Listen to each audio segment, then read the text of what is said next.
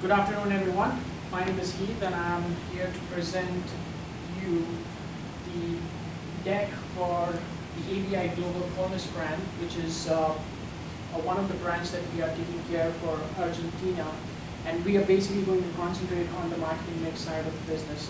So I'm going to go through briefly regarding what I'm going to cover and what is the ultimate goal for doing all this.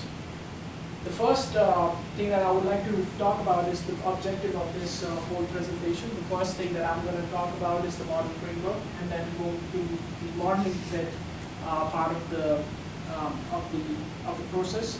And then I'm going to go into some of the outputs that came out of the modeling side of the business.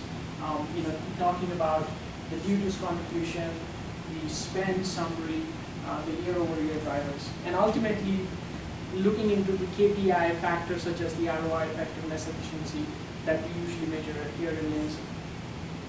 So in order to understand the modeling framework, we need to understand what Nielsen does from our end. What does Nielsen marketing mix means to us? Now, most of the competitors from our side has done a lot of work in terms of coming up with different strategies, different tactics, different statistical models to build a marketing mix.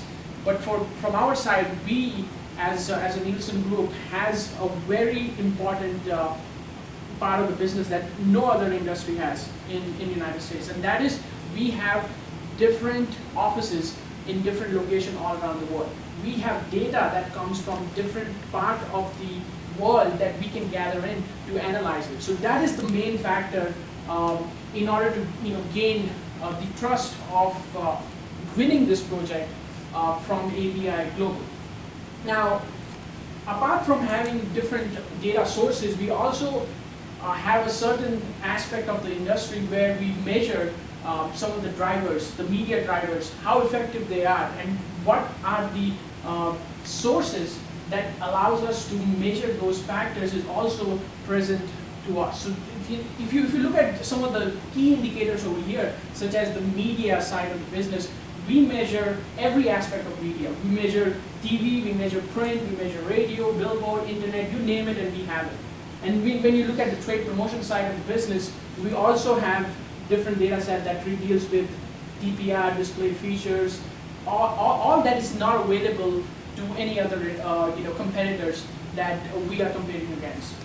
What we are doing over here is trying to mix up all these different aspects of data together to come up with something called a marketing mix model. And once we have all these data collected together, we deal with some of the very complicated statistical model in order to fit the data. And that is the most important part of the business, is to make sure that whatever we have at the moment, how we're going to analyze this data in terms of modeling, and then come up with some of the factors that will result into a measurable or reasonable sense. And we're going to talk about that later on. So let's try to look at the model framework. So what happens in the modeling side of the business? What we are measuring over here, the measurement over here is the sales per volume. So how much of the sales gets generated? That is the base volume sales get generated through different media sources, and that is basically the indicator which tells us how effective your marketing drivers are. 30 so seconds. In order to make sure that that happens, we are basically looking at different geographies, different products, different regions to come up with the idea of what marketing strategies would be most effective. And then we're going to look at it in a sense that. So can I get a question? Yep. Not yet. Not yet. No.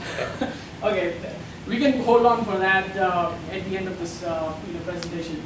So what I'm going to talk about is looking into the basic aspect of it, that is the base volume, and then we're going to look at how the incremental volume gets generated out of this. So let me go back and dive into the. Just so you know, Heath, you're at 4 minutes and 30 seconds. Oh my God! Okay. That's right. So you're going to need to. Yeah. Okay. A little bit. So let's go down quickly all the rest of the slides that I have. I'm going to concentrate on just looking at the big numbers here. So what happened, year over year is that we basically had a higher spend from last year to this year. We basically saw a little bit increase in the shipment volume. Now we can arguably point that even after having a higher spend, why did the volume did not increase year over year? But our model basically fits really well. We had a 91% R squared value for our model, but we're gonna go down into the details of this and looking into certain aspect of it, thinking that some of these are gonna make sense. The media basically had a 6% to 7% of the contribution, the duty contribution, the incremental volume, and then the trade basically came up with 20 to 21% other contribution. The rest of it is all base volume. We're gonna look at some of the indicators, some of the positive factors that we are seeing over here is that the volume did increase a little bit, but the majority of the volume increase came from these factors, which you can look at over here: competition, trade, external, internal media, and then the price was a declining factor.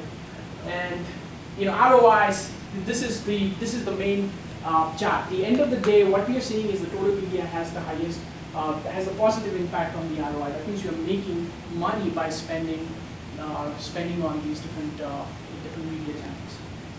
Any questions? Right. So in terms of like effectiveness, how would you rate your media?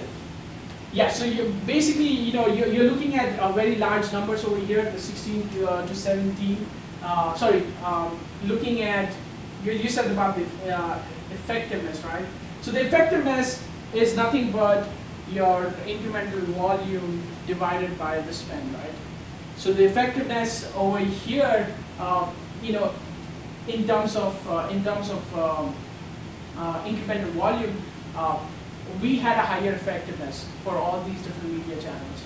So when you're looking at the effectiveness for this, I don't have that in this slide, the effectiveness. We have the efficiency and the ROI, but effectiveness were higher. So anywhere you see the ROI with the higher impact, that means more than one, that means the effectiveness was better for those different media types.